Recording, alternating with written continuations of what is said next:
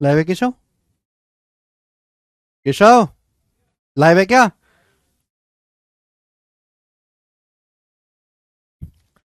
अरे राम। हाले भाई। नमस्ते भाई, गुड इवनिंग। कैसे हैं बच्चों आप सभी लोग? तो सैटरडे संडे की 2 दिन की बेकार छुट्टियों के बाद हमारी क्लास हो रही है प्रॉफिट लॉस की। और आज हम इस चैप्टर की पहली और जो सबसे बड़ी सीट है वो खत्म कर लेंगे। ठीक है ना? चलिए शुरू करते हैं। अब इसमें जो सवाल है मेरे दोस्तों,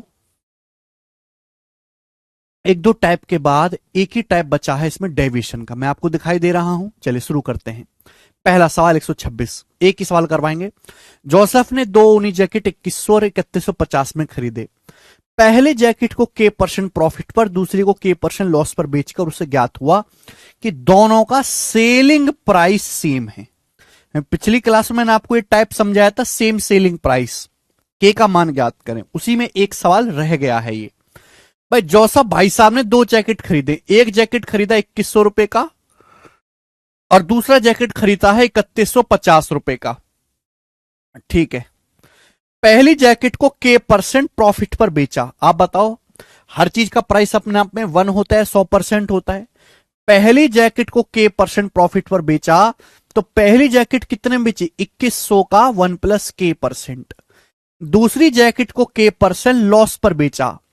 भाई हर चीज का प्राइस अपने आप में 1 होता है, 100%। अगर दूसरी जैकेट पे K% का लॉस हुआ है तो भैया 1 पे K% का लॉस हो तो दूसरी जैकेट कितने में बिकी है? मल्टीप्लाइंग फैक्टर क्या आएगा? 1 - K%।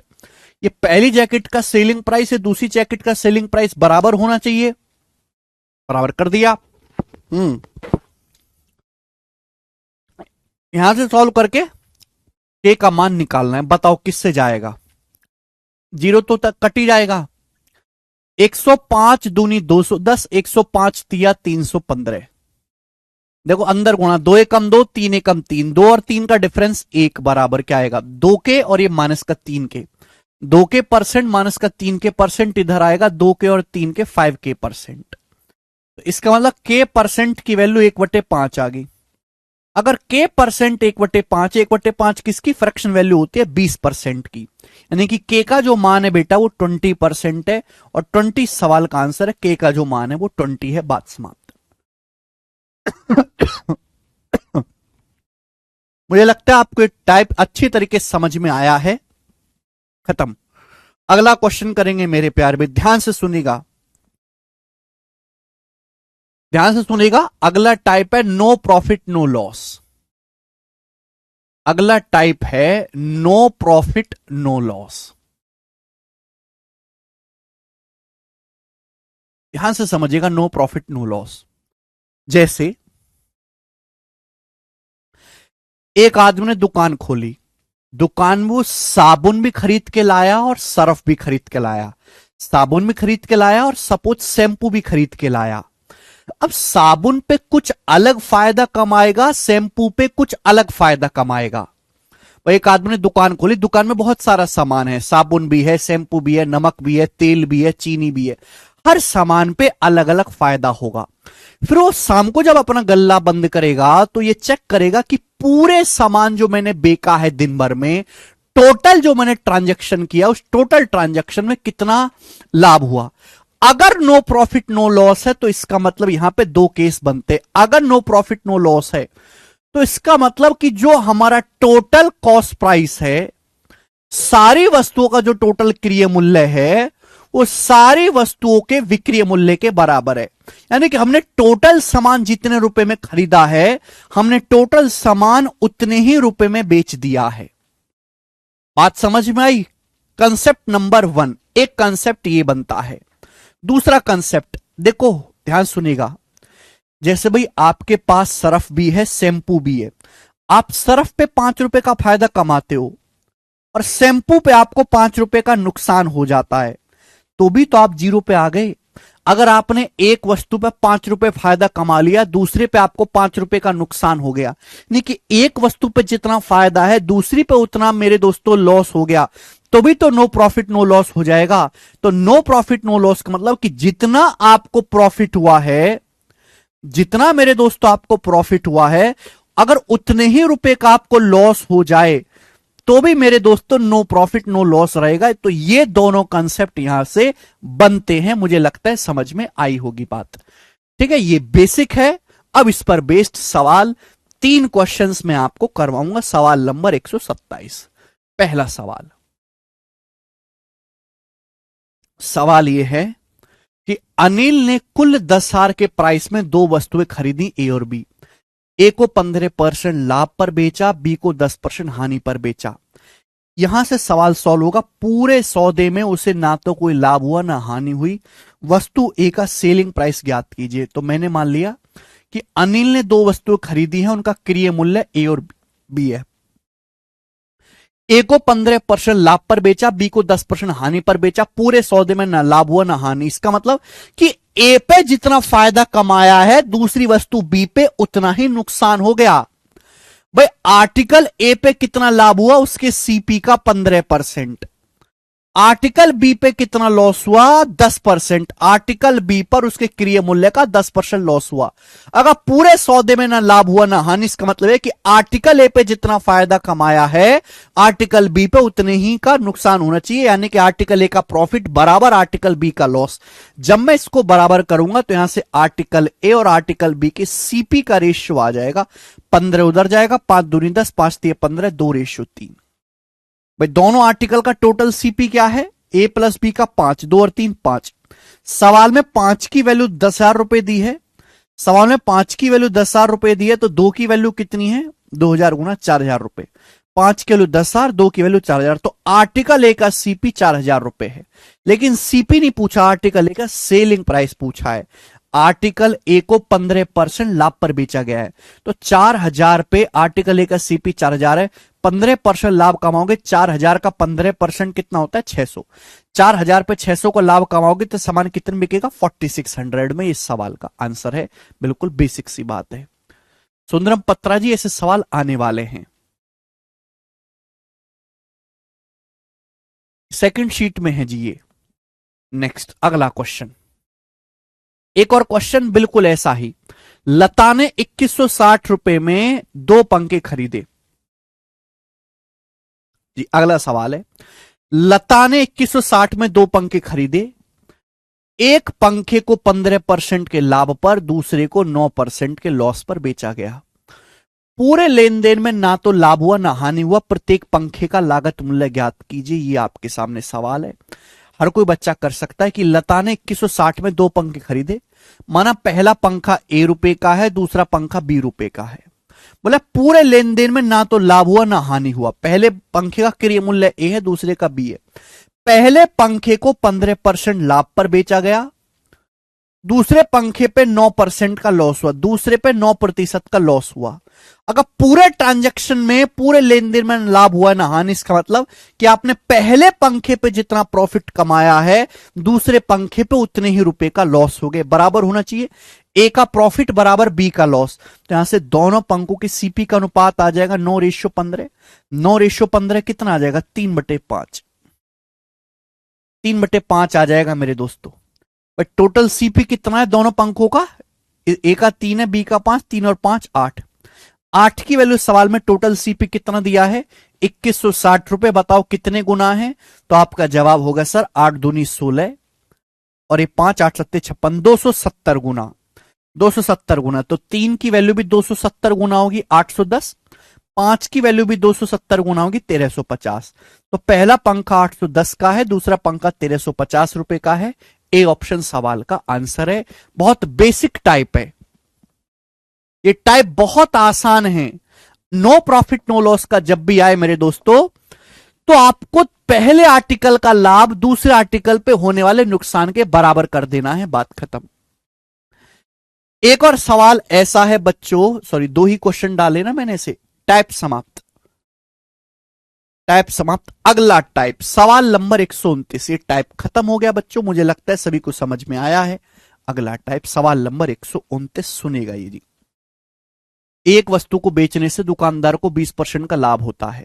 यदि वस्तु 50 रुपए कम में खरीदी होती और उसी दाम पे बेची गई होती तो 25% का लाभ होता। वस्तु का क्रय मूल्य ज्ञात कीजिए। बहुत जबरदस्त सवाल है, एक ही सवाल करवाऊंगा ऐसा। एक वस्तु को बेचने से दुकानदार को 20% का लाभ होता है, इसका मतलब क्या है? इसका मतलब यह कि अगर एक वस्तु का क्रय मूल्य 100 है ना, अगर सीपी 100 है तो 20% का लाभ होता है। अगर वस्तु का सीपी 100 है तो सामान को बेचने से 20% का लाभ होता है, यानी कि 100 का सामान कितने में बिकता है? 120 में। अगर वस्तु 50 रुपए कम में खरीदी होती, अगर वस्तु 50 रुपए कम में खरीदी होती and sold it the same price, और सेम प्राइस 120 यूनिट में ही बेची होती और सेम प्राइस में ही बेचता, तो हमें 25% का लाभ होता। हमें कितना लाभ होता? 25% का लाभ होता। यानी कि मैंने क्रय मूल्य तो बदल दिया, सेलिंग प्राइस नहीं बदला। एक वस्तु को बेचने से 20% लाभ होता है, इसका मतलब 100 की वस्तु कितने में बिक रही है? 120 में। ये मैं सर्कल में इसलिए बंद कर देता हूं कि ये रेशियो है। अगर 50 रुपए कम में खरीदी होती और 120 यूनिट में ही बेचता तो 25% का लाभ होता। बताओ, 25% का लाभ होता, सामान बिकता 120 में, तो सीपी क्या है? 25% होता है 1/4। 1/4 मतलब 4 का सामान 5 में। अगर 5 की वैल्यू 120 है तो 4 की वैल्यू कितनी आ जाएगी? 96। आप बोलोगे हाँ जी सर बिल्कुल सही। 96 पे 25% प्रॉफिट कमाओगे तभी तो सामान 120 में बिकेगा। भाई क्रय मूल्य 100 से 96 हो गया, क्रय मूल्य कितना कम हो गया? 4 यूनिट। सीपी जो है 100 से 96 होगा, कितना कम हो गया? 4 यूनिट। 4 की वैल्यू 50 रुपए, कितने गुना मेरे दोस्तों? 12.5 गुना। 4 की वैल्यू 50 रुपए, कितने गुना? 12.5 गुना। वस्तु का क्रय मूल्य आपको निकालना है, वस्तु का क्रय मूल्य निकालना है 100 यूनिट, तो 100 यूनिट की वैल्यू भी 12.5 गुना होगी। 100 की 12.5 में गुना करेंगे, 100 की 12.5 में गुना करेंगे तो वस्तु का जो क्रय मूल्य है वो 1250 रुपए है। ये आंसर आ गया डी ऑप्शन। एकदम सरल सवाल। यस श्रिया। नेक्स्ट और अगला टाइप, ठीक है ना, एक ही क्वेश्चन मैं आपको इस टाइप का करवाऊंगा। बताओ बच्चों इस सवाल का क्या आंसर है? बहुत प्यारा सवाल है, बेहतरीन क्वेश्चन है। सवाल आईसीएआर असिस्टेंट 2022 के पेपर का पूछा हुआ है, बनाइए जल्दी से। ये पहली शीट और ये सबसे बड़ी शीट है इस चैप्टर की। देखो, A calculate his profit percentage on selling price of an article, whereas B calculate his profit percentage on the CP of article. If the difference between their profit is 588 रुपए, the selling price of the article for both of them is same, and both of them get 28% profit, then the selling price of each article. बहुत प्यारा सवाल है, बहुत जबरदस्त सवाल है, देखते हैं कितने बच्चे करते हैं। देखिए, दो बंदे हैं ए और बी, सुनिएगा, ऐसे बहुत सारे सवाल बन सकते हैं। दो आदमी हैं ए और बी, यहां लिखा है मेरे दोस्तों सीपी, यहां मैं लिख रहा हूं मेरे प्यारे भाई एसपी, यानी कि विक्रय मूल्य। अब ध्यान से सुनो बच्चों, बोले ए अपना प्रॉफिट कैलकुलेट करता है सेलिंग प्राइस पर। ए जो है वो अपना प्रॉफिट परसेंटेज सेलिंग प्राइस पर निकालता है, सेलिंग प्राइस को बेस मान के निकालता है ए। जबकि बी जो अपना प्रॉफिट परसेंटेज है वो कॉस्ट प्राइस को, क्रय मूल्य को बेस मान के निकालता है। बी जो अपना प्रॉफिट है वो सीपी को बेस मान के निकालता है। ए एसपी को बेस मान के प्रॉफिट निकालता है, बी सीपी को। बोला उनके प्रॉफिट का डिफरेंस 588 रुपए है। उनके प्रॉफिट का जो डिफरेंस है ए और बी के वो 588 रुपए है। Selling price of the article for both of them is same, दोनों का सेलिंग प्राइस सेम है। दोनों ही आर्टिकल्स का सेलिंग प्राइस, विक्रय मूल्य समान है, और दोनों ये दावा करते हैं कि हमें 28% फायदा हो रहा है। तो आपसे पूछा प्रत्येक आर्टिकल का सेलिंग प्राइस क्या है? दोनों लोग ये दावा कर रहे हैं कि हमें 28% लाभ हो रहा है। 28% कितना होता है? 4%, 1/25, 28%, 7/25। ए भी ये कह रहा है मुझे 28% लाभ है, बी भी ये कह रहा है मुझे 28% लाभ है। लेकिन दोनों का लाभ अलग अलग है। क्यों? क्योंकि ए निकाला है सेलिंग प्राइस को बेस मान के, बी निकाला है कॉस्ट प्राइस को बेस मान के। अगर ए को 28% प्रॉफिट है किस पर? सेलिंग प्राइस पर। तो इसका मतलब यह है कि अगर ए का सेलिंग प्राइस 25 है तो उसको 7 यूनिट का फायदा हुआ है। अगर ए को विक्रय मूल्य पर 28% लाभ हुआ है तो इस बात का मतलब यह है कि अगर ए का सेलिंग प्राइस 25 है तो ए को 7 का प्रॉफिट हुआ है। तो ए का सीपी क्या है? 25 में से 7 घटा देंगे, ए का सीपी है 18। बात समझ में आ गई? बोलो। ए ने जो अपना लाभ प्रतिशत निकाला वो विक्रय मूल्य पर निकाला, यानी कि बेस जो वो ये जो बेस है 25 है विक्रय मूल्य। अगर ए का सेलिंग प्राइस 25 है तो 25 का 28%, 7 का फायदा हुआ। अगर सामान 25 में बेचा है तो ए को 7 का फायदा हुआ, खरीदा कितने में होगा? 18 में। जबकि बी ने अपना प्रॉफिट परसेंटेज निकाला है सीपी को बेस मान के। भाई ए और बी दोनों का प्रॉफिट सेम 28%। बी को 28% लाभ हुआ है, लेकिन किस पर? क्रिय मूल्य पर। इसका मतलब यह है कि अगर बी का क्रिय मूल्य 25 है, अगर बी का सीपी 25 है तो बी को 25 पे 7 का फायदा हुआ। अगर बी का क्रिय मूल्य 25 है तो बी को 25 पे 7 का फायदा हो तो सामान बिका कितने में है? 25 में 7 जोड़ देंगे, सामान 32 में बिका। तो ये ए के सीपीएसपी का रेशियो या बी के सीपीएसपी का रेशियो है? आप बोलोगे हां जी सर। अब सवाल में जो लाइन है बड़ी खतरनाक है। सवाल ये कह रहा है कि सेलिंग प्राइस जो है वो दोनों आर्टिकल का सेम है। ए ने और बी ने जो दो आर्टिकल बेचे हैं उन दोनों का सेलिंग प्राइस सेम है। ये गलत बात है भाई। इसका सेलिंग प्राइस 25 है, इसका 32 है। How it is possible? ये गलत है। सेम करना होगा। 25 और 32 को सेम बनाने के लिए मुझे इस पूरे रेशियो में 32 से गुणा करनी पड़ेगी। मुझे इस पूरे रेशियो में 32 से गुणा करनी पड़ेगी।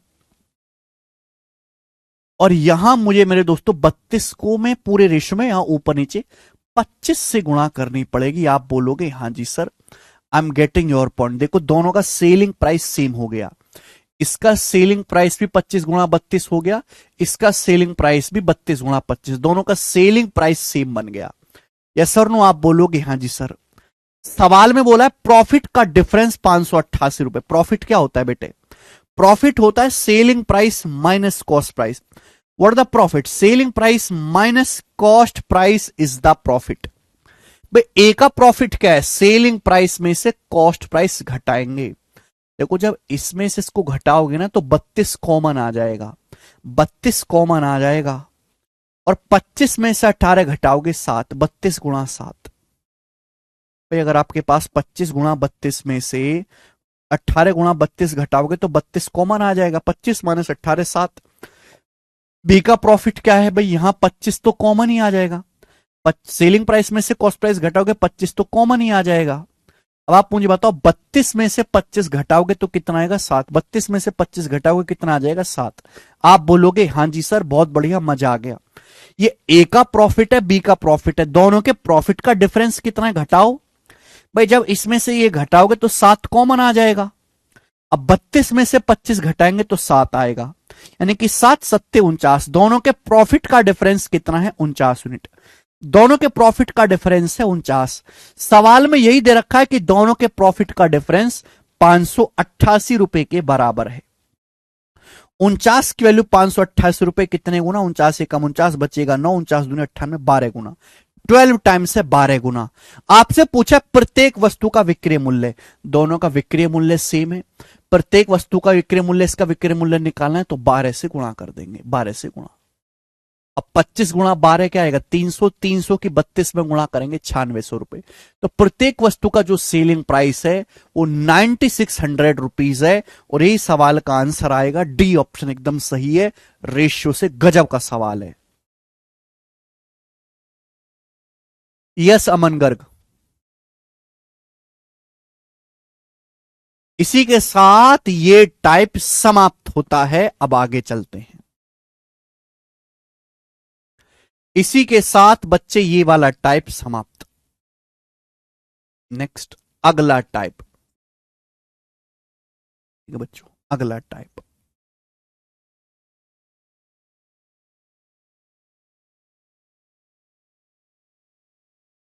हाँ जी निशा कुमारी, अगला टाइप आपके सामने है। देखो बच्चे, अब इससे आगे के जो मैं आपको 15-20 सवाल कराऊंगा वो सारे के सारे सवाल है डेविएशन पे बेस्ड, डेविएशन या वेटेड एवरेज, डेविएशन पर बेस्ड। ध्यान से सुनिएगा मेरे दोस्तों, क्या प्रॉफिट परसेंटेज हो चाहे लॉस परसेंटेज हो, क्रिय मूल्य को बेस मान के निकाला जाता है। डेविएशन में परसेंटेज में ऑलरेडी पढ़ा चुका हूं, मुझे दोबारा पढ़ाने की जरूरत नहीं पड़नी चाहिए बिल्कुल भी। शुरू करते हैं मेरे दोस्तों सवाल सीधे। अगला टाइप, और ये जो टाइप है बहुत इंपॉर्टेंट, और इस टाइप पे मैं आपको 15-20 क्वेश्चंस करवाऊंगा। नेक्स्ट टाइप आ चुका है। पहला सवाल, एक आदमी 561 वस्तुएं 3200 रुपए में खरीदता है। एक आदमी 561 वस्तुएं 3200 रुपए में खरीदता है। कुल वस्तुओं का 5/11 भाग 27% लॉस पर बेचता है। बची वस्तु को कितने परसेंट लाभ पर बेचा जाए ताकि कुल सौदे में कोई लाभ या हानि ना हो। देखो इस बात की कोई जरूरत नहीं है, केवल आपको कंफ्यूज करने के लिए, टाइम बर्बाद करने के लिए दिया है, क्योंकि आपसे परसेंटेज पूछा है केवल। बटे कितना आ रहा है 11, कुल वस्तुओं का 5/11 भाग 27% पर बेचता है। यानी कि अगर मैं मान लेता हूं कि एक आदमी ने टोटल 11 वस्तु खरीदी है, अगर एक आदमी ने, ध्यान से सुनेगा मेरे दोस्तों, अगर एक आदमी ने टोटल 11 वस्तु खरीदी हैं तो 11 में से 5 वस्तुओं को बेचा है 27% के लॉस पर। 11 में से 5 वस्तुओं को 27% के लॉस पर बेचा गया है। तो बची कितनी वस्तु, 11 में से 5 घटाइए, बची 6 वस्तु। बोला है 6 वस्तु को कितने परसेंट के प्रॉफिट पर बेचा जाए जिससे पूरे सौदे में ना लाभ हो ना हानि हो, यानी कि पूरे सौदे में 0% का ट्रांजैक्शन हो, पूरे सौदे में ना लाभ हो ना हानि हो। ये सवाल है, डेविएशन का क्वेश्चन नहीं है भाई। कुल वस्तु, कुल वस्तु का मतलब प्लस 5 + 6 11, 5 वस्तु 27% लॉस पर बेची, बाकी 6 वस्तु, अगर जहां भी बीच में प्लस आता हम डेविएशन लगाते हैं। पूरे ट्रांजैक्शन में ना तो कोई प्रॉफिट हो ना ही कोई लॉस हो। इसका मतलब क्या हुआ, इसका मतलब ये हो कि पहली वस्तु पे जितना लॉस हुआ है दूसरे पे उतना प्रॉफिट कमा लो। पहली वस्तु पे जितना लॉस हुआ अगर मैं उतना प्रॉफिट दूसरी वस्तु पे कमा लू, हो जाएगा नो प्रॉफिट नो लॉस। पहली वस्तु पे 5 रुपए का 27% लॉस हुआ, पहली वस्तु पे 5 रुपए का 27% लॉस हुआ, तो दूसरी वस्तु पे मैं इतना प्रॉफिट कमा लेता हूं। लेकिन कितने रुपए के सामान पर, दूसरी वस्तु 6 रुपए की है, 6 रुपए के सामान पर 6 रुपए के सीपी पर बटे 6 आएगा, 6 रुपए के सीपी पर 6 आएगा बटे 6। भाग देंगे, बताओ किससे जाएगा, 3 आम 27, 3 दूनी 6, तो 45/2 आ गया जी, 22.5%। सबसे इजी सवाल है, तो दूसरी वस्तु को हमें 22.5% लाभ पर बेचना पड़ेगा। आंसर आ गया सी ऑप्शन, दूसरी वस्तु 22.5% लाभ पर बेचनी पड़ेगी। बात खत्म। एक और सवाल ऐसा ही, मैंने बिल्कुल सीक्वेंस में बांट रखा है मेरे दोस्तों सवालों को, बिल्कुल भी दिक्कत आएगी नहीं। ऐसा ही सवाल नो प्रॉफिट नो लॉस वाला बनाएं। एक आदमी ने 45,300 में 1596 वस्तु खरीदी। एक आदमी ने 45,300 रुपए खर्च करके 1596 वस्तु खरीदी है, ठीक है। उसने 608 वस्तुओं को बेचा है, 608 वस्तुओं को बेचा है 25% के प्रॉफिट पर। 456 वस्तुओं को उसने बेचा है, 456 वस्तुओं को बेचा है उसने 20% के लॉस पर। बोला बची वस्तुओं को कितने परसेंट लाभ या हानि पर बेचा जाए, बची वस्तुओं को, जिससे पूरे सौदे में ना लाभ हो ना हानि हो। बताओ बची वस्तुएं हैं कितनी। अगर टोटल आदमी ने, देखो इसकी तो कोई जरूरत है नहीं, अगर टोटल आदमी ने 1596 वस्तु खरीदी हैं, 1596 में से 608 ये बिक गई, 456 ये बिक गई, टोटल कितना आ गया, 600 और 400 1000, 8 और 56 64, 1264। तो 1596 में से 1264 वस्तुएं बिक गई, सॉरी 1064, 1596 में से 1064 वस्तुएं बिक गई, तो बची कितनी वस्तुएं हैं ये बताओ फिर आप। तो ये बची है मेरे दोस्तों 532 वस्तुएं। 532 वस्तुएं जो बाकी हैं, सवाल में यह बोला गया है कि एक आदमी ने टोटल 1596 वस्तु खरीदी, 608 वस्तु बिकी 25% लाभ पर, 456 20% लॉस पर, बची 532 वस्तु कितने परसेंट के लाभ या हानि पर बेची जाएं कि ओवरऑल 0% हो, ओवरऑल ना लाभ हो ना हानि हो। तो बताओ मैंने क्या सिखाया? मैंने तो ये सिखाया कि हम लोग बेस वैल्यू का अनुपात ले लेते, रेशियो ले लेते ना, हमें एग्जैक्ट वैल्यू की जरूरत नहीं पड़ती। बताओ किससे जाएगा ये? है भाई,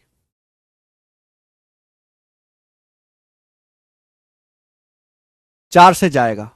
ये 4 से जाएगा बच्चे 152 बार, ये 4 से जाएगा 114 बार, और ये 4 से जाएगा 4 एकम 4, 4 तिये 12, 4 तिये 12 133 बार। फिर बेटा 19 से भी चला जा रहा है, 19 अट्ठे 152, 19 अट्ठे 152, 19 छिक्का 114, 19 सत्ते 133, 8:6:7। ये वस्तुओं को इस अनुपात में ब्रेक किया गया। पहली वस्तुएं 25% लाभ पर, बाकी 456 20% लॉस पर, बाकी को कितने परसेंट के लाभ हानि पर बेचा जाए कि ना पूरे ट्रांजैक्शन में प्रॉफिट हो ना लॉस हो। ओवरऑल प्रॉफिट लॉस 0 होना चाहिए। आप बताओ यहां कितना फायदा हुआ? यहां फायदा हुआ 8 रुपए का 25%। 8 का 25% कितना होता है? 200। 25 अट्ठे 200। यहां कितना नुकसान हुआ? 6 रुपए का 20%। 20 छिक्का 120। बेटे जब सवाल में डाटा बहुत आसान हो तो हम यहां पर वेटेड एवरेज लगा लेते हैं। यहां कितना फायदा हुआ? 25 अट्ठे 200। यहां हो गया माइनस का 200 का फायदा है, माइनस का 120। 200 और माइनस 120 80 हो रहा है।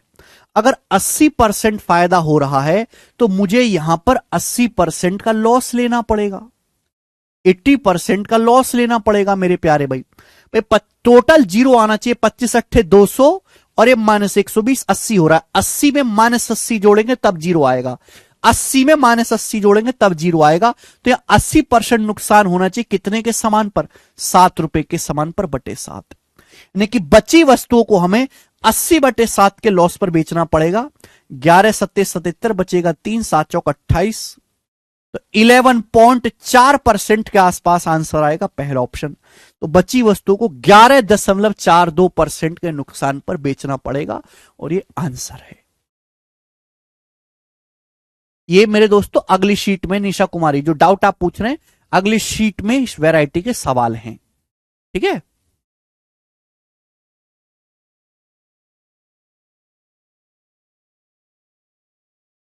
मुझे लगता है आपको ये टाइप समझ में आ गया है। देखो और सवाल डाला है कि हमने? ऐसा नहीं। ठीक है, तो मैंने बच्चों 2 क्वेश्चन आपको करवा दिए इस टाइप के, नो प्रॉफिट नो लॉस वाले। हमेशा वेटेड एवरेज से कर रहे हैं सवाल, जल्दी होगा।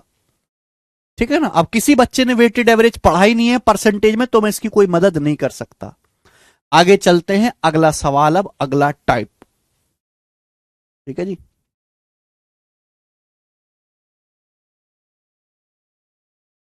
ओके। अगला टाइप बनाएं बच्चों।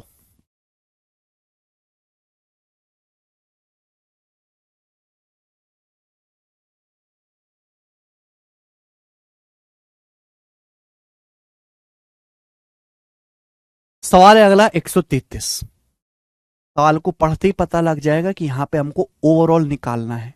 ओवरऑल लॉस या प्रॉफिट निकालने के लिए हम लोग हमेशा डेविएशन लगाते हैं। बोला है कोई फल व्यापारी कुछ केले खरीदता है, कोई फल व्यापारी कुछ केले खरीदता, उसमें से 1/5 केले सड़ गए और फेंक दिए गए। उसने अपने पास बचे केलों के 2/5 भाग को 15% लाभ पर, बाकी केलों को 10% लाभ पर बेचा। उसका समग्र, उसका ओवरऑल लॉस या प्रॉफिट परसेंटेज बताओ। देखो मेरे प्यारे भाई, सबसे पहले कंसेप्ट समझो। अगर हमने कोई सामान फेंक दिया या सड़ गया या खराब हो गया तो इसका मतलब उस सामान पे हमें 100% लॉस हो गया, 100% लॉस हो गया। जैसे पेन है, इस पेन को मैं 5 रुपए का खरीद के लाया और मेरे दोस्त ने पेन चुरा लिया तो मुझे कितना नुकसान हो गया? या मैं सेब खरीद के लाया और सेब सड़ा हुआ निकल गया, मैंने फेंक दिया। मैं एक सेब खरीद के लाया 5 रुपए का और वो सेब सड़ा हुआ निकला, मैंने फेंक दिया, तो मुझे कितना नुकसान हुआ? ₹5 के सेब पे ₹5 का नुकसान हुआ, परसेंटेज में कितना? 100%। तो पहला लॉजिक ये है कि अगर कोई सामान खराब हो गया है, सड़ गया है, बेकार है, फेंक दिया है, तो इसका मतलब उतने सामान पे आपको 100% नुकसान हो गया। क्लियर? Logic number 1। अब मेरे दोस्तों, हमको निकालना है ओवरऑल प्रॉफिट। क्या निकालना है बेटे? Overall profit. सबसे पहले यहां पे ना रिमेनिंग शब्द आ रहा है, रिमेनिंग। जब भी रिमेनिंग शब्द आता है ना, तो हम ये भी जो डिनोमिनेटर होते हैं, हम इनका मल्टीपल ले लेते हैं। देखो लॉजिक सुनेगा, अगर रिमेनिंग नहीं आ रहा है तो जो डिनोमिनेटर है उनका एलसीएम ले लो, लेकिन अगर रिमेनिंग शब्द आ रहा है तो डिनोमिनेटर का मल्टीपल ले लो। मैंने मान लिया यहां पे बटे 5 है, बटे 5 है, 5 और 5 का मल्टीपल 25। तो मैंने मान लिया एक आदमी ने 25 केले खरीदे। मैंने मान लिया एक आदमी ने 25 केले खरीदे। ध्यान से सुनेगा, ध्यान सुनेगा, एक आदमी ने 25 केले खरीदे हैं टोटल। एक आदमी ने टोटल 25 केले खरीदे। 25 का 1/5 सड़ गए और फेंक दिए। 25 का 1/5 कितना है? 25 का 1/5 होता है 5। 25 का 1/5 होता है 5। 5 केले सड़ गए, फेंक दिए, यानी कि इन 5 किलो पे 100% नुकसान हो गया। इन 5 किलो पे 100% नुकसान हो गया। अब जो केले बचे हैं उसके 2/5 को 15% लाभ पर बेचा। 25 में से 25 का 1/5, एक आदमी के पास मैंने मान लिया टोटल 25 केले। जब भी रिमेनिंग शब्द आएगा तो हम डिनोमिनेटर का मल्टीपल ले लेते हैं। 5 यहां बटे 5 है, यहां बटे 5 है, 5×5 25 मान लिया। 25 का 1/5 5 होता है। 5 केले सड़ गए, फेंक दिए, बचे कितने? 20 केले। अब उसके पास जो केले बचे हैं उसका 2/5, 20 का 2/5 कितना होता है? 20 का 2/5 होता है 8 केले। 8 केले उसने बेचे हैं 15% लाभ पर। और बाकी केले कितने बचे? 25 में से 5 8 13 हो गया, तो बचे 12। 13 12 25। भाई 25 में से 5 घटाएंगे 20, फिर 8 घटाएंगे, कितना बचेगा? 12। बचे 12 केले बेचे 10% लाभ पर। तो पूछा है पूरे लेन देन में कितना का लाभ हुआ, ये आपसे पूछा गया है मेरे दोस्तों। यानी कि उसने केलों को इस अनुपात में ब्रेक किया। ओवरऑल कितने परसेंट का लॉस हुआ? डाटा बहुत आसान है। क्या लग जाएगा? Weighted average. वेटेड एवरेज लगाएंगे तो 5 का 100% 500 प्लस 120 प्लस 120। यहां कितना लाभ, यहां लॉस हुआ माइनस का 500, यहां प्लस का 120 प्लस 120। तो -500 प्लस 240, -500 प्लस 240 कितना हो गया? माइनस का 260%। माइनस का 500 प्लस 120 प्लस 120, माइनस का 500 प्लस 240 कितना आ गया? 260% लॉस। कितने के समान पर? 5 8 13 12 25, 25 के समान पर बटे 25। तो ओवरऑल आपको नुकसान हुआ है, प्रॉफिट तो हुआ ही नहीं है। अब 250 को जब मैं 25 से भाग दूंगा तो 10 से बड़ा आएगा, 10 से बड़ा यानी कि बी ऑप्शन है। तो ओवरऑल आपको 10.4% आएगा। ठीक है ना? ओके बेटा, केलों की संख्या का अनुपात निकाल रहे हैं चाहती यादव, ठीक है ना? चलिए एक और सवाल, एक और सवाल। इस सवाल को भी थोड़ी देर में करेंगे, इस सवाल को बाद में करेंगे, पहले ये बताएंगे। सवाल नंबर 135, ये क्वेश्चन करो। दो क्वेश्चन है ऐसे, एक मैं बताऊंगा, एक आप करना, बताओ जल्दी।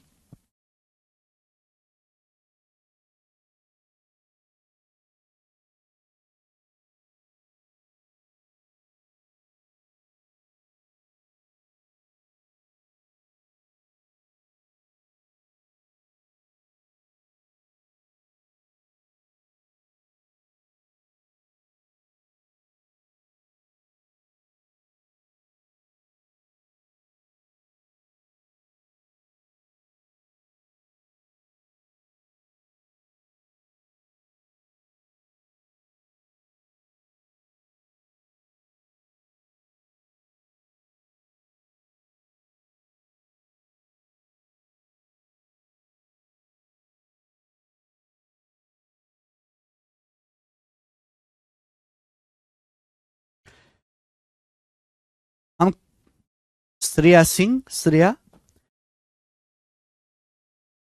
ये इन 5 किलो पे 100% लॉस है, इन 8 किलो पे 15% प्रॉफिट है, इन 12 किलो पे 10% प्रॉफिट है, अलग अलग किलो पे अलग अलग प्रॉफिट है। फिर पूछा गया इन सभी किलो पर कितना प्रॉफिट है, सभी किलो का मतलब बीच में प्लस, और उसी को निकालने के लिए हमने क्या लगाया, डेविएशन। समझ में आई बात? ठीक है, एक बार परसेंटेज पढ़ लेते तो ये दिक्कत क्यों आती है आज तुमको।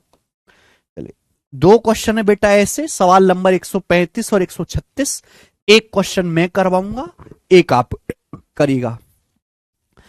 सवाल बहुत प्यारा सवाल है, बोला है, सवाल बोला 1/3 सामान को, 1/3 का मतलब 1/3, 1/3 सामान को 15% लाभ पर बेचा गया।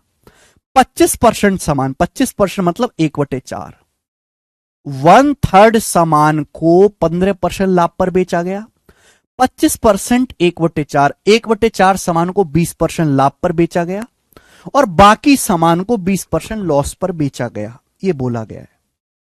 पूरे सामान की बात नहीं कर रहा, हम बहुत सारा सामान खरीद के लाए, उस सामान का 1/3 हमने बेचा 15% लाभ पर, 25% सामान बेचा 20% लाभ पर, और बाकी बचा खुचा सामान बेचा 20% लॉस पर।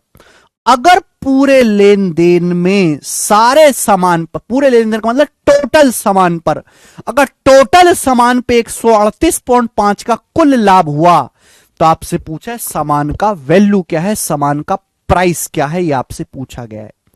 भाई इस सवाल में आपको दिया क्या है, इस सवाल में आपको टोटल सामान पर लाभ दे रखा है 138.5 रुपए, टोटल सामान पर लाभ आपको दे रखा है। तो अगर आप भी ये पता लगा लो कि टोटल सामान पे लाभ हुआ कितने परसेंट है, तो सॉल्व नहीं हो जाएगा सवाल। आप बोलोगे हाँ जी सर, और उसके लिए हम क्या करेंगे बेटा, डेविएशन बाबा का कंसेप्ट लगाएंगे। ये है सामान बेटा, बटे 3 भी करना है, बटे 4 भी करना है, 3 और 4 का एलसीएम मैंने मान लिया 12।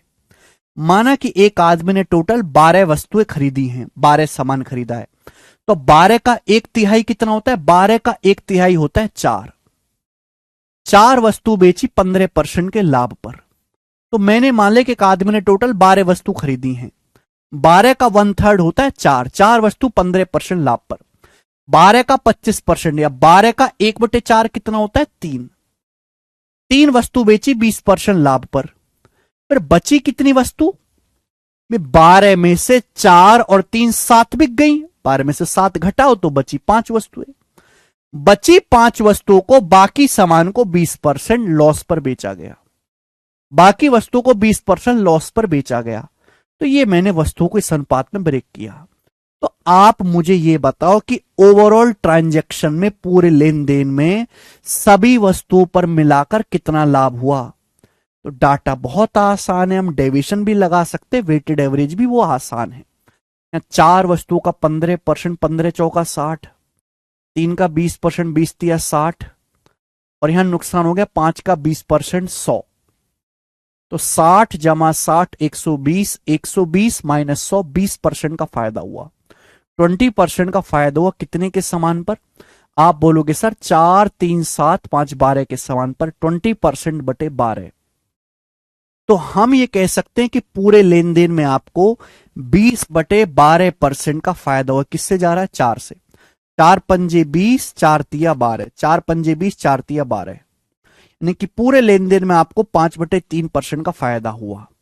जबकि ये बताओ पूरे लेन देन में आपको फायदा हुआ कितना है, 138.5 रुपए का। 4 पंजे 20, 4 तिया 12, पूरे लेन देन में आपको फायदा कितना हुआ, 5/3% का। सवाल के अनुसार पूरे लेन देन में फायदा कितना हुआ, 138/5 का। आपसे सामान का मूल्य पूछा है 100%, यानी कि टोटल सामान की कीमत 100% है, तो उस टोटल सामान पे हमें इतना ही फायदा हुआ। ये बटे 3 जो है मेरे दोस्तों उधर चला जाएगा, मल्टीप्लाई बाय 3। आपसे सामान का मूल्य निकालना है, 100% की वैल्यू पूछी है, 100% की वैल्यू निकालें तो 20 से गुणा कर देंगे, 20 पंजे 100, यहां भी 20 से गुणा कर देंगे। जब हम 20 से गुणा करेंगे तो कितना आएगा, 0 से दशमलव चला जाएगा। अब 1385 का 6 गुना क्या आएगा, 1300 का 6 गुना 7800, 85 का 6 गुना कितना आ जाएगा, 510। 7800 में 510 जोड़ेंगे 8310 रुपए। यानी कि टोटल सामान का जो मूल्य होगा वो 8310 रुपीज होगा, और यही सवाल का आंसर भी निकलेगा, डी ऑप्शन, 8310 रुपीज। तरुण सोनी जी, ये टाइप अगर नहीं समझ में आया है तो लेक्चर बंद करो, जाके परसेंटेज में डेविएशन पढ़ो, पहले पहले डेविएशन क्लियर करो तब समझना। 8310। 12 कैसा है, मैंने अपनी मर्जी से मान, देखो मुझे ना समान ऐसा मानना है जिसका बटे 3 भी और बटे 4 भी आसानी से किया जा सके। तो 3 और 4 दोनों से कटने वाला नंबर, इनका मल्टीपल 12 मान लिया कि मैंने टोटल वस्तु 12 है। अब 12 का 1/3 4 वस्तु बेची 15% लाभ पर, 12 का 1/4 होता है 3 वस्तु बेचा है 20% प्रॉफिट पर, बची 5 वस्तु बेची 20% लॉस पर। ओवरऑल प्रॉफिट दिखा रहा है। 1 सेकंड में वेटेड एवरेज लगा के, यहां डेविएशन भी इस्तेमाल कर सकते हो पर डाटा इजी है, वेटेड एवरेज से जल्दी होगा। 1 सेकंड में मैंने निकाल लिया ओवरऑल प्रॉफिट और उसको बराबर कर दिया, सॉल्व हो गया सवाल। एक क्वेश्चन मैंने आपको करवा दिया, अब एक सवाल बिल्कुल ऐसा ही है, बिल्कुल ऐसा ही सवाल है बेटा, बस यहां पर डाटा चेंज है, करके बताए, डाटा चेंज है, करके बताओ इस सवाल को जल्दी से सॉल्व।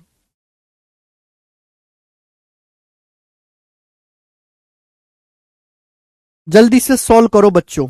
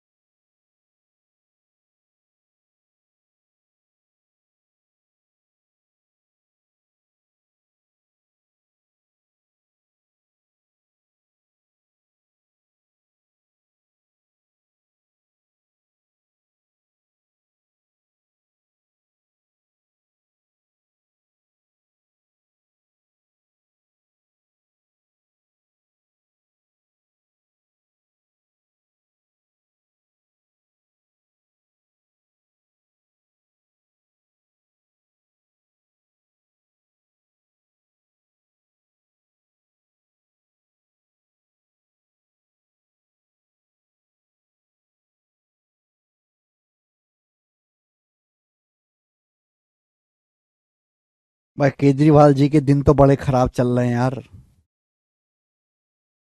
हैं? अरे वाह, बच्चों ने तो सही आंसर बता दिया।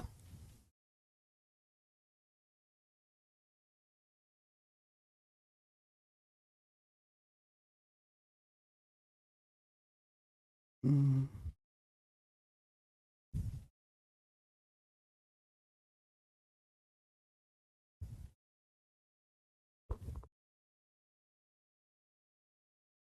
बिल्कुल सही।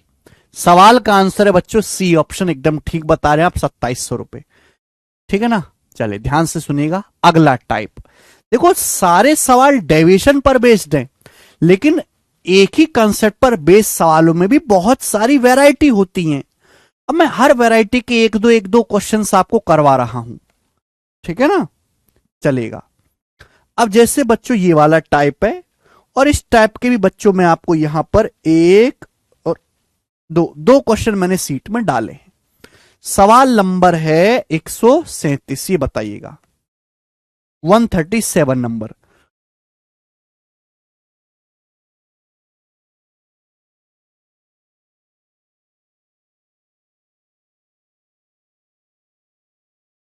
सिंह बुद्धि सड़ चुकी है तुम्हारी, कुछ नहीं पता, लेक्चर बंद करो, डेविएशन पढ़ो।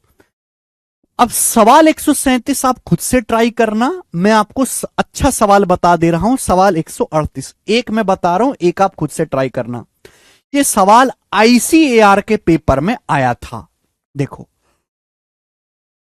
बोला है the cost of sofa set is 225 more than cost of table. बोला है सोफा सेट की जो कॉस्ट है वो टेबल से 225% ज्यादा है। ये सोफा सेट है और ये है मेरे दोस्तों यहां पर टेबल। मैं बात कर रहा हूं सीपी यानी कि क्रय मूल्य की। तो टेल मी समथिंग कि सोफा सेट की जो कीमत है वो टेबल से 225% अधिक है। 225% कितना होता है? 25% 1/4। ये 25% का 9 गुना है 9/4। 9/4 इसका मतलब मैं ये कह सकता हूं सोफा सेट की कीमत टेबल से 225% ज्यादा है। यानी कि टेबल अगर 4 रुपए का है तो सोफा सेट 9 ज्यादा है, सोफा सेट 13 रुपए का है। ठीक है बेटा, 25% 1/4 होता है, 225% हो गया 25% का 9 गुना 9/4। टेबल अगर 4 रुपए का तो सोफा सेट 9 ज्यादा है 13 रुपए का है। सवाल में बोला गया है सोफा सेट की कीमत 34% कम की जाती है। सोफा सेट का जो प्राइस है वो 34% कम किया जाता है और टेबल की कीमत 25% बढ़ाई जाती है। टेबल की जो कीमत है वो 25% वृद्धि की जाती है, टेबल की कीमत 25% बढ़ाई जाती है। तो सवाल में आपसे जो पूछा गया वो चीज बड़ी यूनिक है। तो 2 सोफा सेट और 3 टेबल की प्रारंभिक लागत की तुलना में कितने प्रतिशत की वृद्धि या कमी होगी? 2 सोफा सेट और 3 टेबल के प्राइस में कितने परसेंटेज की इंक्रीज या डिक्रीज होगी? हमें एक सोफा सेट 13 रुपए का है तो 2 सोफा सेट कितने के होंगे? Multiply by 2। भाई एक टेबल 4 रुपए की है तो 3 टेबल कितने की होंगी? Multiply by 3। मल्टीप्लाई करना पड़ेगा। यही तो कहा गया है कि 2 सोफा सेट और 3 टेबल के प्राइस में कितना चेंज आएगा। तो जब मैं इसका रेशियो लूंगा तो 2 से हमारा 4 2 बार कट जाएगा तो ये आ जाएगा 13:6। इसका मतलब मैं कह सकता हूं कि 2 सोफा सेट और 3 टेबल के प्राइस का रेशियो 13:6 है। ये प्राइस 34% घट गया, टेबल का प्राइस 25% बढ़ गया। कुल कितने की कमी हुई? डाटा बहुत आसान है, वेटेड एवरेज हो जाएगा। भाई 13 का 34% कम हो गया, कितना होता है? 13 तिया 39, 13 चौका 52, 390 और 52 कितना आ जाएगा? 442%। माइनस का 442%। यहां 6 रुपए के सामान की कीमत 25% बढ़ गई, कितना हो गया? 25 छिक्का 150। 25 छिक्का 150 आप बोलोगे हाँ जी सर बिल्कुल सही। बटे ओवरऑल कितने का सामान है? तो ओवरऑल आ गया जी 13 + 6 19, बटे आ गया जी 19। आप बोलोगे जी बिल्कुल करेक्ट। फाइनल आंसर आप सभी लोग कह सकते हैं नेगेटिव आएगा। जब नेगेटिव आएगा तो इंक्रीज तो होने से रहा। -442 में अगर मैं 150 जोड़ूंगा तो कितना आएगा? -442 में 142 जोड़ेंगे तो -300, -300 में भी +8 करेंगे तो माइनस का 292। तो माइनस का 292 बटे 19% आएगा फाइनल आंसर।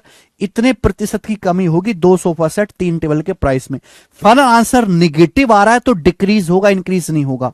अब 292 को 19 से भाग देंगे तो कितना जाएगा? 19 से कम 19 बचेगा 10, 102, 19 पंजे 95। तो 15 पॉइंट समथिंग सवाल का आंसर है। डिक्रीज भी नहीं होगा तो answer D, sorry A option भी नहीं होगा, आंसर है डी ऑप्शन। बेसिक जी परसेंटेज चैप्टर में विवेक यादव यहां नहीं है। बेसिक डेविएशन पढ़ो परसेंटेज चैप्टर में जाके। 10 घंटे बेसिक बेटा विवेक यादव जी वहां पे खूब पढ़ो आप 10 घंटे तक बेसिक। मैंने पहले ही बोला था कि, और ये चीज मैंने एलिगेशन में भी करवाई है। परसेंटेज जब चैप्टर शुरू हुआ था मैंने पहले ही बोल दिया था कि परसेंटेज चैप्टर की आपके सिलेबस में कोई औकात नहीं है, सवाल एक ही आना है उससे। लेकिन परसेंटेज में दो ऐसे कंसेप्ट सिखाऊंगा, डेविएशन और successive percentage, successive percentage change. अगर ये दो कंसेप्ट तुमने ढंग से नहीं पढ़े तो पूरे अर्थमेटिक मैथ में मरते रहोगे, बेसिक मांगते रहोगे, मतलब पूरे मैथ के दौरान आप परेशान रहोगे। और ऐसे बालकों से मैं कहता हूं कि अब तुम बड़े वाले चूल्हे में चले जाओ, भाड़ में चले जाओ। तुमने मेरी बात ढंग से नहीं सुनी तो अब तुम बर्बाद ही रहोगे, ठीक है ना। चीखते, मैं हर बैच में चीखते चीखते चीखते चीखते समझाता हूं कि भाई डेविएशन पढ़ लो, डेविएशन पढ़ लो, है ना। आप कंपाउंड इंटरेस्ट पढ़ो, एलिगेशन पढ़ो, हर चैप्टर में इसका इस्तेमाल होगा। पर बालक सुनते हो जो, मैं तो दोबारा से नहीं समझा सकता भाई। 10 घंटे का बेसिक है डेविएशन का, रिवर्स डेविएशन, है ना, सीधा डेविएशन, ये हो गया। कितना बेहतरीन तरीका है करने का, इससे आसान तरीका क्या होगा। आगे चले, अगला सवाल, ठीक है। दो क्वेश्चन है इस टाइप के, 137 और 138। एक मैंने करवा दिया 137 वाला, 138 वाला। 137 आप खुद से करना, बिल्कुल ऐसा ही सवाल है, इसको आप खुद से करना, ना हो तो छोड़ देना, ठीक है ना। आगे चलेंगे, अगला सवाल, अगला टाइप, ये बताएं जल्दी से। नेक्स्ट, आगे के क्वेश्चन बनाओ।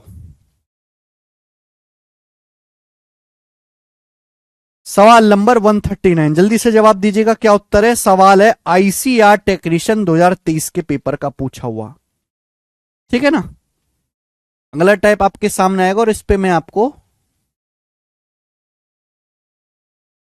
ये तो पहले ही हो जाना चाहिए था, चलो कोई बात नहीं, करेंगे जल्दी से। क्या उत्तर है जी इस सवाल का। रेशमा अपना 2/3 माल 26% लाभ पर, बचे माल का 20% 40% लाभ पर, बचे माल को 25% हानि पर बेचती है। सभी वस्तुओं का लागत मूल्य समान मानते हुए, सभी वस्तुओं का लागत मूल्य सेम मानते हुए पूरे लेन देन में कुल लाभ प्रतिशत कितना होगा। देखो यहां पे ना शेष शब्द आता है, जब भी शेष शब्द आता है ना मेरे प्यारे भाई, हम डिनोमिनेटर का मल्टीपल ले लेते हैं। भाई रेशमा जो है वो अपने सामान का, ध्यान से सुनिएगा, रेशमा अपने सामान का 2/3 बेचती है 26% लाभ पर। 2/3, 2/3 मतलब बटे 3 करना है, और बाकी बचे माल का 20%, बचे माल का 20% यानी कि 1/5। बचे सामान का 20% 40% लाभ पर बेचती है, और बचे सामान को 25% लॉस पर बेचती है। तो यहां बटे 3 भी करना पड़ेगा, बटे 5 भी करना पड़ेगा। 3 और 5 का मल्टीपल, दोनों से कटने वाला नंबर, इनका 3 और 5 का मल्टीपल मैंने मान लिया 15। यानी कि सपोज रेशमा के पास टोटल 15 वस्तुएं हैं, तो 15 का 2/3 कितना होता है। 15 का 2/3 होता है 10। 15 का 2/3 होता है 10। 10 वस्तु बेची 26% लाभ पर। 15 का 2/3 कितना होता है। 15 का 2/3 होता है 10। 10 वस्तु बेची 26% लाभ पर, बची कितनी है 5।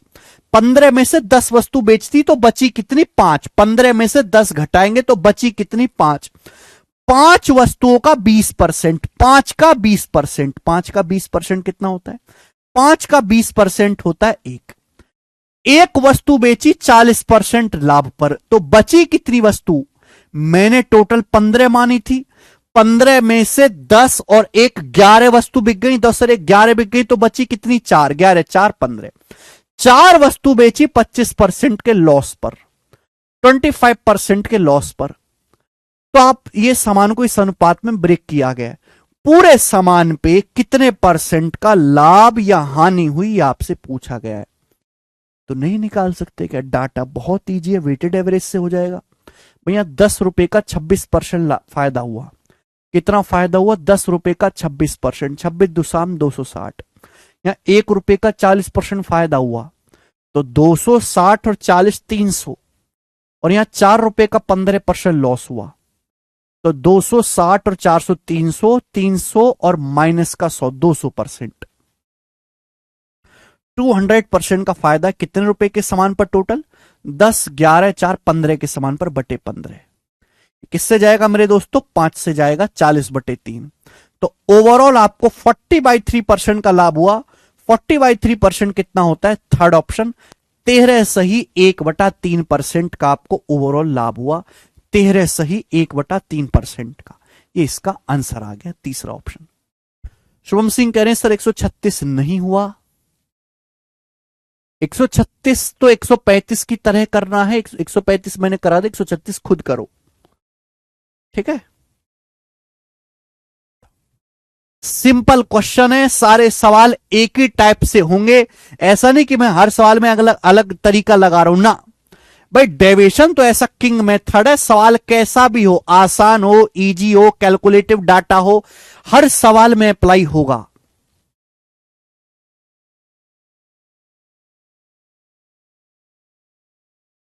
ठीक है जी, मुझे लगता है सब बच्चे कर लेंगे वैसा। नेक्स्ट क्वेश्चन ही बनाओ। अगला प्रश्न मेरे प्यारे भाई,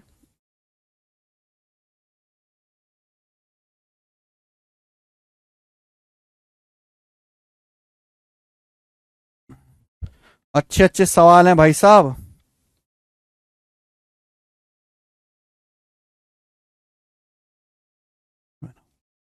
सवाल नंबर 140 बनाइए जल्दी से। 134 नहीं कराया? अब घोंच कहां गए 134? अच्छा हाँ 134 रह गया, 134 करना है अब जी। 134 करना है, बताओ जी नंदिनी कन्वर। 134 ठीक है, बनाओ। ये रह गया सवाल, ये अच्छा सवाल है, ये वाकई में अच्छा सवाल है।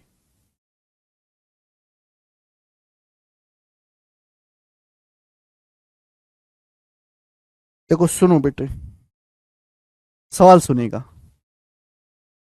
एक आदमी समान लागत मूल्य पर 120 खिलौने खरीदता है, ठीक है। 120 खिलौने खरीदे समान प्राइस पे, ठीक है। 45% खिलौनों को 40% लाभ पर, बाकी का 1/3 20% लाभ पर, और बाकी को 14 खिलौनों के लागत मूल्य के बराबर हानि पर बेचता है। बाकी को, देखो यहां पे लाइन बड़ी अटपटी है कि बाकी खिलौनों को 14 खिलौनों के लागत मूल्य के बराबर लॉस पर बेचता है। पूरे लेन देन में लॉस प्रॉफिट परसेंटेज ज्ञात कीजिए। बाद में आपको परसेंटेज बताई नहीं है, सुनो। एक आदमी ने 120 खिलौने खरीदे, माना एक खिलौना 1 रुपए का है, माना प्रत्येक खिलौना ईच टॉय 1 रुपए का है, माना एक खिलौना 1 रुपए का, तो एक आदमी ने 120 खिलौने खरीदे 120 रुपए के, ये मैंने मान लिया। तो एक आदमी ने 120 खिलौने खरीदे 120 रुपए के। अब 45% खिलौनों को 40% लाभ पर बेचा। तो एक आदमी ने 120 खिलौने खरीदे, 120 खिलौनों का 45% कितना होता है? 54। 12 चौक 48 और 12 पंजे 60, 6 54 आ गया। 120 का 45% होता है 54 खिलौने। 54 खिलौनों को 40% लाभ पर बेचा। अब 54 खिलौनों पे कितना लाभ हुआ? 40%। 54 का 40% कितना होता है? 54 का 40% होता है 54 चौका 216, 21.6। तो 21.6 का लाभ हुआ मेरे दोस्तों, 21.6 का लाभ हुआ। समझ में आई भाई? 120 खिलौनों का 45% कितना होता है? 54 खिलौने। अगर एक खिलौना 1 रुपए का है तो 54 खिलौने 54 रुपए के। मैंने मान लिया एक खिलौना 1 रुपए का है, तो 120 खिलौनों का 45% होता है 54 खिलौने। 54 खिलौने हुए 54 रुपए के। 54 पे 40% का लाभ हुआ। 54 का 40% होता है 21.6, 54 चौका 216। फिर मेरे दोस्तों बचे कितने? 120 का 45% 54 खिलौने होता है। फिर बचे कितने भाई? टोटल तो 120 है ना, 120 में से 54 घटा दो तो बचे कितने? 66 खिलौने। 120 में से 54 घटा देंगे तो बचे कितने? 66। अब बोला है बचे का 1/3 20% लाभ पर बेचा, तो 66 का 1/3 कितना होता है? 66 का 1/3 होता है 20। 66 का 1/3 होता है, सॉरी 22। 22 खिलौने बेचे हैं 20% लाभ पर। तो 22 खिलौने 22 रुपए के, 22 खिलौनों पर 20% लाभ हुआ। 22 खिलौनों का 20% कितना होता है? 4.4। 4.4 क्लियर है? आप बोलोगे हां जी सर बिल्कुल सही। और बाकी खिलौनों पे 14 खिलौनों के लागत मूल्य के बराबर लॉस हुआ। बाकी खिलौने कितने बचे? 54 22 मेरे दोस्तों ये हो गया 76, बाकी खिलौने बचे 44। इन बाकी 44 खिलौनों पे 14 खिलौनों के बराबर लॉस हुआ। भाई एक खिलौना 1 रुपए का, एक खिलौना 1 रुपए का, तो 14 खिलौने कितने हुए? 14 रुपए के। तो बाकी खिलौनों पे 14 रुपए का लॉस हुआ। तो आपको यहां पे ब्रेक कर करके निकालना पड़ेगा। तो आपको टोटल कितना मेरे दोस्तों फायदा हुआ? 21 4 25 1 26, 26 माइनस 14 12। आपको टोटल 12 रुपए का फायदा हुआ। अल्टीमेटली कितना आ रहा है? 12 रुपए आ रहा है। आपको टोटल 12 रुपए का फायदा हुआ। कितने रुपए के सामान पर? 120 रुपए के सामान पर। 120 रुपए के सामान पर आपको 12 रुपए का फायदा हुआ। 1/10, 1/10 कितना होता है? 10%। तो आपको कुल मिलाकर 10% का फायदा हुआ। यही इसका आंसर है।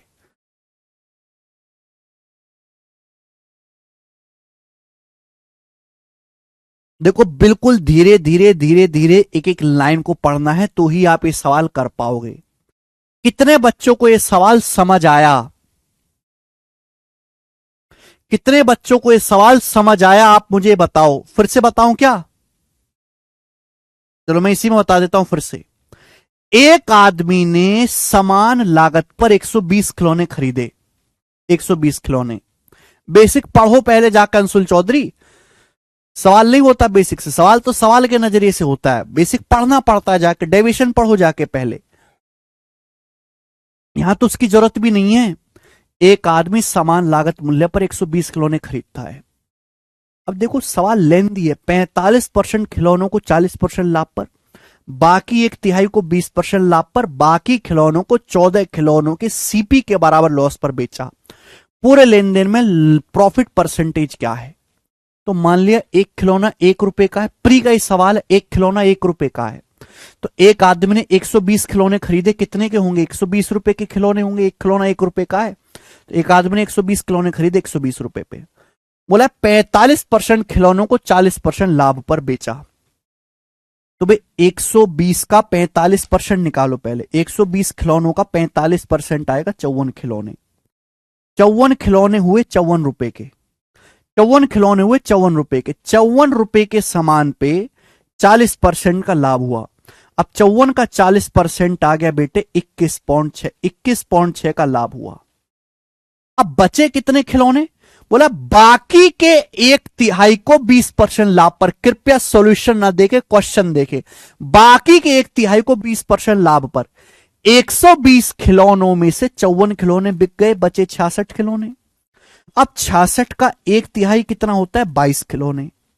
66 का एक तिहाई होता है 22। 22 खिलौने कितने रुपए के हुए? 22 रुपए के। 22 रुपए के सामान को बेचा 20% लाभ पर। अब 22 का 20% कितना होता है? 4.4 रुपए का लाभ। और बाकी खिलौनों को 14 खिलौनों के सीपी के बराबर लॉस पर बेचा है।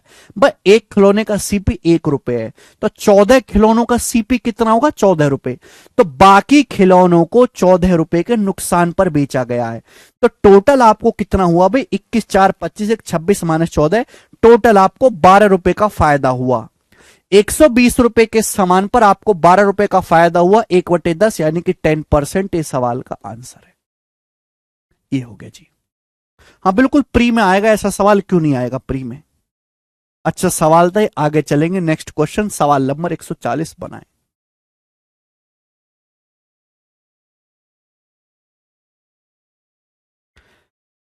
अगला क्वेश्चन मेरे दोस्तों, अगला सवाल, एक सवाल कराऊंगा।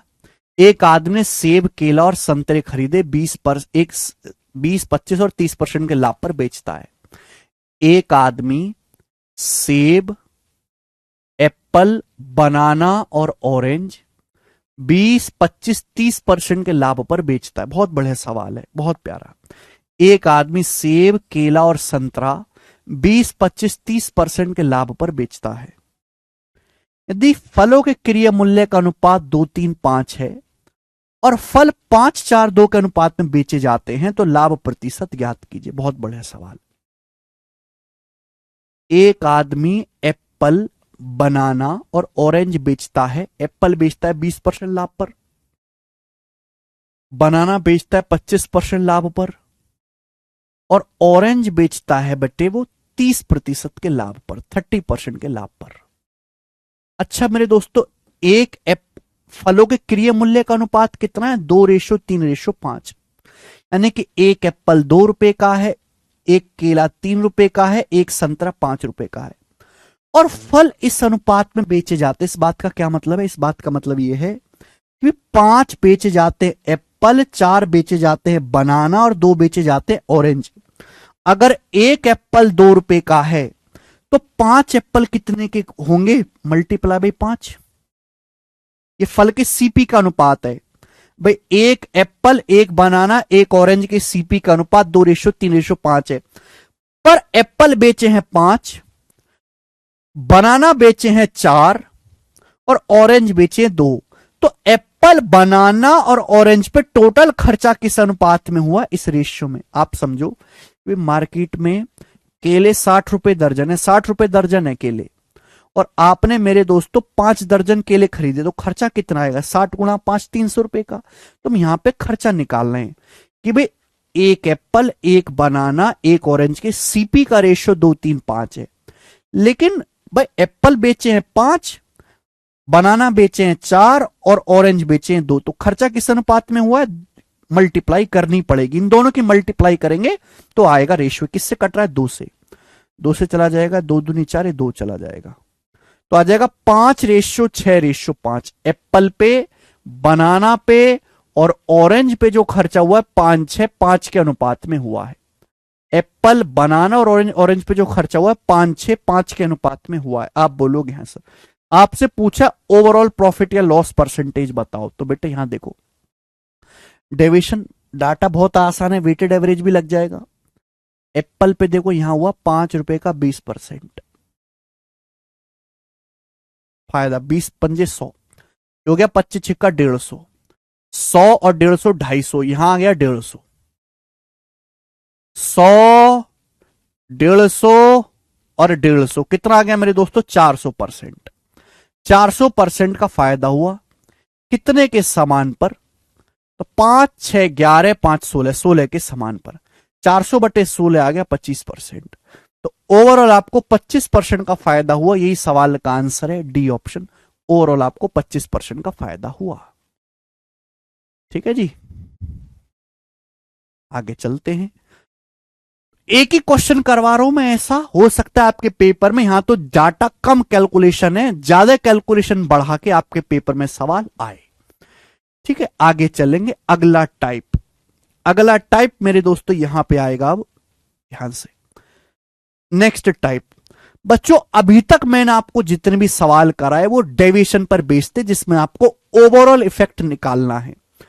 साकेत जी अगर आपको नहीं समझ में आया तो लेक्चर बंद करें, परसेंटेज में जाके दोबारा डेविएशन पढ़ें, है ना। परसेंटेज में कम से कम मैंने वहां पर आपको 6-7 घंटे की थ्योरी पढ़ाई है, वो थ्योरी पढ़ें फिर ये समझना, ठीक है ना।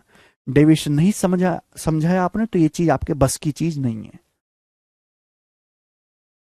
आगे चलते हैं, ध्यान से सुनिएगा मेरे दोस्तों। अभी तक जो भी हमने सवाल करे वो उनमें आपको ओवरऑल इफेक्ट निकालना था, डाटा इजी था, मैंने वेटेड एवरेज से निकाल लिया। अब मेरे दोस्तों सवाल है रिवर्स, यानी कि आपको ओवरऑल प्रॉफिट या लॉस दिया जाएगा और उल्टी चीज पूछी जाएगी, यानी कि अब सवाल आएगा रिवर्स डेविएशन पे। अब क्वेश्चन आएगा रिवर्स डेविएशन पे। शुरू करते हैं, सवाल नंबर 141 आपके सामने। 141 नंबर क्वेश्चन है। सवाल 2018 के सीजीएल मेंस में आया था। सवाल है रिवर्स डेविएशन बेस्ड। एलिगेशन से भी सवाल हो सकता है, लेकिन एलिगेशन 2 ही कॉन्टेक्स्ट में काम आता है, जब 3 कॉन्टेक्स्ट हो तो एलिगेशन फेल हो जाता है। इसलिए मैं हमेशा डेविएशन से ही सवाल करवाता हूं। जरा ये क्वेश्चन करने की कोशिश करो, जल्दी से करो मेरे प्यारे भाई।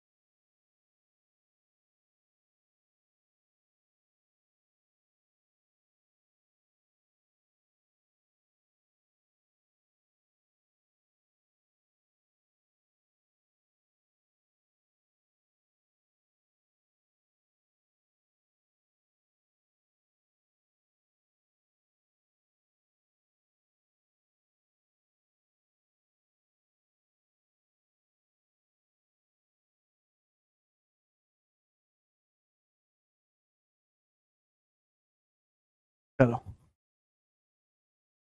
नहीं हुआ विपल कुमार दास जी। चलो हम बताते हैं। बेसिक बेसिक मत चिल्लाओ, बेसिक वाले भाड़ा में जाओ, जाके डेविएशन पढ़ो पहले। एक दुकानदार ने 120 कुंटल गेहूं खरीदा। इसका 20% हिस्सा 25% नुकसान पर बेचा गया। बोला गया है पूरे लेन देन में 25% लाभ हासिल करने के लिए पूरे लेन देन में बाकी गेहूं कितने प्रतिशत लाभ पर बेचना चाहिए। तो देखो, इसकी कोई जरूरत नहीं है। यहां मैं लिख रहा हूं मेरे दोस्तों, गेहूं या व्हीट। एक आदमी ने गेहूं खरीदा और इस गेहूं का 20% हिस्सा 25% नुकसान पर बेचा। 20% हिस्से का मतलब 1/5। यानी कि यह कह सकते हैं कि अगर एक आदमी ने टोटल 5 किलो गेहूं खरीदा है ना, अगर सपोज एक आदमी ने टोटल 5 किलो गेहूं खरीदा है, तो 5 का 20% होता है 1 किलो गेहूं 25% नुकसान पर बेचा है, 5 का 20%। अगर 20% गेहूं 25% नुकसान पर बेचा गया, 20% मतलब 1/5।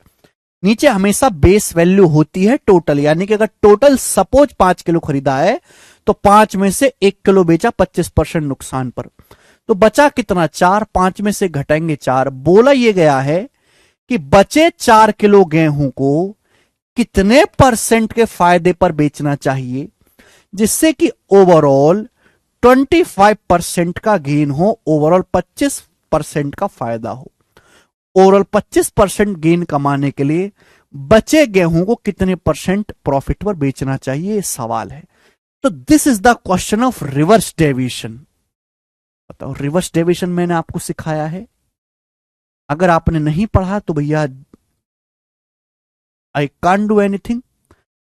हमको टोटल ओवरऑल पूरे सामान पे 25% का लाभ चाहिए। मैं पढ़ा चुका हूं कि ओवरऑल 25% का प्रॉफिट तभी मिलेगा, ओवरऑल 25% प्रॉफिट तभी होगा जब यहां भी 25% प्रॉफिट हो, यहां भी 25% प्रॉफिट हो। ओवरऑल 25% का प्रॉफिट तभी होगा, हम 25 से कंपेयर करेंगे, जब यहां भी 25% प्रॉफिट हो, यहां भी 25% प्रॉफिट हो। पर यहां 25% प्रॉफिट होने की बजाय 25% लॉस है। ओवरऑल 25% प्रॉफिट तभी होगा जब यहां पर भी 25% प्रॉफिट हो, यहां पर भी 25% प्रॉफिट हो, ओवरऑल भी 25% आएगा। पर यहां 25% प्रॉफिट होने की बजाय 25% लॉस है। अब 25 से -25 कितना कम है? 25 से -25 50% कम है।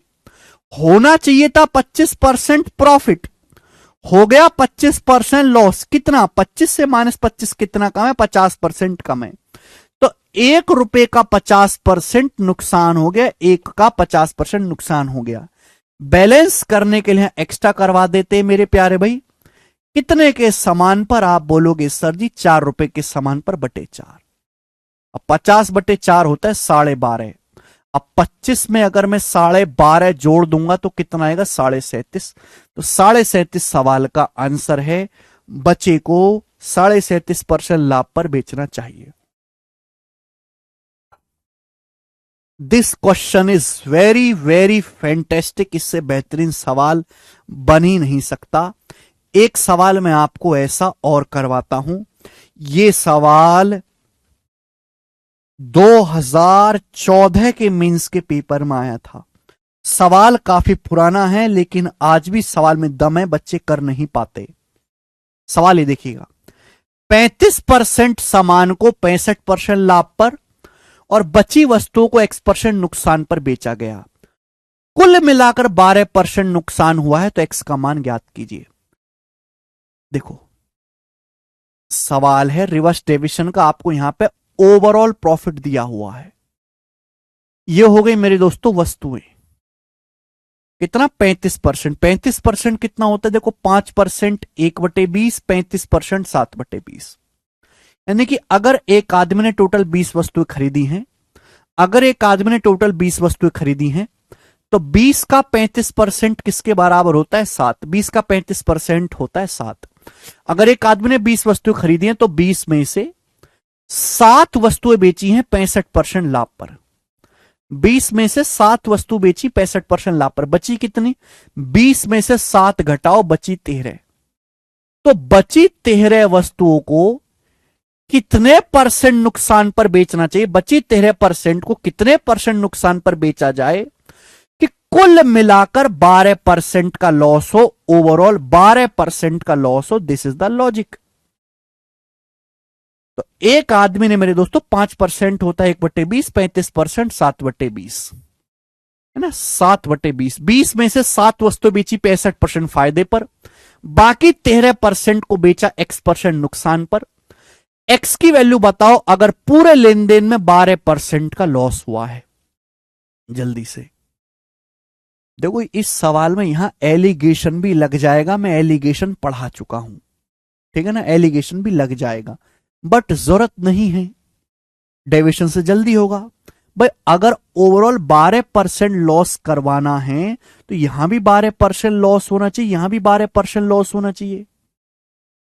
ध्यान सुनेगा, अगर ओवरऑल 12% लॉस करवाना है तो यहां भी 12% लॉस होना चाहिए, यहां भी 12% लॉस होना चाहिए, लेकिन यहां 65% प्रॉफिट है। 12% से -12 से 65 कितना ज्यादा है? 77% ज्यादा है। हम कंपेयर करते हैं, कंपेयर ही तो करते हैं। होना चाहिए था 12% का लॉस, हो गया 65% का प्रॉफिट। अब -12 से 65 कितना ज्यादा है? तो आप कहोगे सर -12 से 65, 65 में से -12 घटाओ, 77% ज्यादा है। तो ₹7 का 77% एक्स्ट्रा लाभ है। 7 का 77% कितना होता है? 490 प्लस 49, 490 प्लस 49 आएगा 539%। 539% एक्स्ट्रा प्रॉफिट है, बैलेंस कब करने के लिए यहां 539% कम कर देंगे। कितने रुपए के सामान पर? 13 रुपए के सामान पर बटे 13। आप बोलोगे हाँ सर इससे आसान तरीका नहीं, बैलेंस करना है, जितना एक्स्ट्रा है वहां उतना कम कर दीजिए। जाएगा भाई 13 से 13 चौका 52, बचेगा एक 13 कम 13, बचेगा 6 जीरो, 13 पंजे 65। तो 12 में 41 जोड़ेंगे तो कितना आएगा मेरे दोस्तों? ये आएगा माइनस का 53.5, यानी कि बचे सामान को लगभग 53% नुकसान पर बेचना चाहिए। बी ऑप्शन आंसर है। बचे सामान को अप्रोक्स 53% लॉस पर बेचना पड़ेगा। Answer is B option.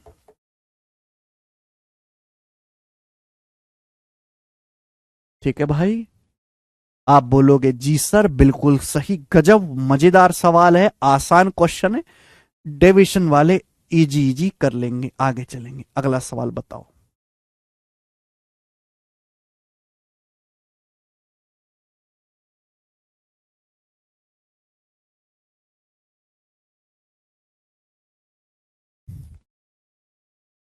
देखिए दो सवाल है मेरे दोस्तों, सवाल नंबर 143 और 144। अब 144, 143, 144 दो क्वेश्चन है, एक मैं बता दे रहा हूं, 144 मुश्किल वाला मैं बता रहा हूं, 143 खुद ही करना। करो 144 नंबर क्वेश्चन, ये बताओ जल्दी से अब।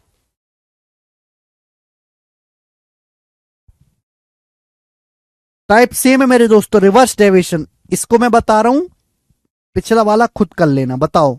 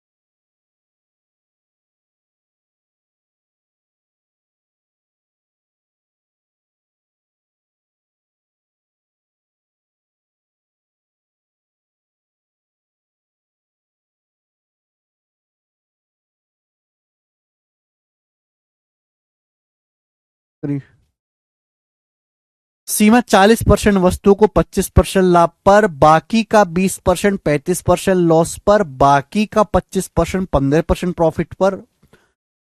पूरे लेन देन में 20% का लाभ कमाने के लिए उसे बाकी सामान को कितने लाभ पर बेचना चाहिए। देखिए सवाल काफी लेंदी है, आ जाता है पेपर में। 40% की फ्रैक्शन वैल्यू 2/5, रिमेनिंग का 20%, 20% की फ्रैक्शन वैल्यू 1/5, रिमेनिंग का 25% 1/4। तो 5 इनकी मल्टीप्लाई कर दो, 5 पच्चे 25 चौका 100, यानी कि मैंने मान ली कि टोटल 100 वस्तुएं, 100 ही मान लेते हैं। माना कि भाई एक आदमी के पास टोटल 100 वस्तुएं हैं, टोटल 100 वस्तुएं। तो 100 का 40% कितना होता है, 40। 100 का 40%, 40 वस्तु बेची 25% लाभ पर। तो 100 में से 40 बेच दी, बची कितनी, 60। 60 का 20% कितना होता है, 60 का 100 में से 40 बेच दी, बची कितनी, 60। 60 का 20%, 60 का 20% कितना होता है, 12। 12 वस्तु बेची, 35% लॉस पर। तो बची कितनी, 60 में से 12 बेच दी, बची 48। अब 48 का 25% कितना होता है, 48 का 25%, एक एक स्टेप पढ़ो। 48 का 25% भी होता है 12। 12 वस्तु बेची हैं कितना, 15% लाभ पर। तो बची कितनी वस्तु भाई, 100 में से 40 और ये 24 घटा देंगे 64, तो बची 36 वस्तु। 36 वस्तुएं बची। तो बोला 36 वस्तु को कितने % लाभ पर बेचना चाहिए कि पूरे लेन देन में 20% का प्रॉफिट हो। यह सवाल के कहने का मतलब है। ठीक है, फिर से सुने। एक आदमी ने 40, मैंने टोटल वस्तुएं 100 माननी, 100 का 40%, 40 वस्तु 25% लाभ पर, बची 60। 60 का 20% 12, 12 वस्तुएं 35% नुकसान पर। फिर बची मेरे दोस्तों 48, 48 का 25%, फिर से 12 हो गया, 12 वस्तुएं 15% लाभ पर। बची 36 वस्तु, है ना, 100 में से घटा देंगे ना, 40 60 बचेगा, 60 में से 12 12 24 घटा देंगे, 36 बचेगा। 36 वस्तु कितने लाभ पर बेचनी चाहिए कि पूरे ट्रांजैक्शन में 20% का फायदा हो। देखो ये सारी वैल्यू 4 से कट रही है, यहां पे जो 4 से कट रहा है, 4 से कट रहा है तो काट लेते हैं। 4 दुसाम 40, 4 तिया 12, 4 तिया 12, 4 नाम 36। आप बोलोगे हाँ जी सर। अब यहां पे बच्चों हम डेविएशन भी लगा सकते हैं, जो आपको पसंद आए वो कर लीजिएगा। देखो अगर हम ओवरऑल 20 प्रॉफिट कमाना चाहते हैं, अगर हम ओवरऑल 20% प्रॉफिट कमाना चाहते हैं, तो 20% यहां भी होना चाहिए, 20% यहां भी होना चाहिए, 20% यहां भी होना चाहिए, और यहां भी 20% ही प्रॉफिट होना चाहिए, 20%। अब हम कंपेयर करेंगे, लेकिन ऐसा तो है नहीं, यहां तो 25% प्रॉफिट है, यहां तो 25% प्रॉफिट है। 20 से 25 कितना ज्यादा है, 5% ज्यादा है, 10 पंजे 50। यहां 20 से 35 कितना कम है, 55% कम है। 20 से 35 कितना कम है, 55% कम है। तो 55 तिया 165। 20 से 15 कितना कम है, 5% कम है, 5 तिया 15। तो बेटे जब हम कंपेयर किया तो 10 पंजे 50, ये 20 से होना चाहिए 20% प्रॉफिट, यहां हुआ 35% लॉस। 20 से 35 कितना कम है, 55% कम है। तो 165 और 15 आ गया जी, -165 और -15 आ गया, माइनस का 180। -180 प्लस 50 आ गया, माइनस का 130%। माइनस का 130% हो रहा है, तो बैलेंस करने के लिए 130% एक्स्ट्रा कर देंगे। ओवरऑल 20% पे बैलेंस करना है, 20% से हर एक को कंपेयर किया, डेविएशन आ रहा है -130, तो यहां बैलेंस करने के प्लस 130% एक्स्ट्रा कर देंगे। कितने रुपए के सामान पर, 9 रुपए के सामान पर, बटे 9। अब 130 को 9 से भाग देंगे तो 9 एकम 9, बचेगा 4 जीरो, तो 9 चौक 36, बचेगा मेरे दोस्तों 4, तो 9 चौक 36। तो 20 में 14.4 जोड़ेंगे तो अप्रोक्स 34.4% इस सवाल का आंसर आ गया। तो लगभग 34.4% के लाभ पर बेचना चाहिए, पहला ऑप्शन। रिवर्स डेविएशन, गजब का सवाल।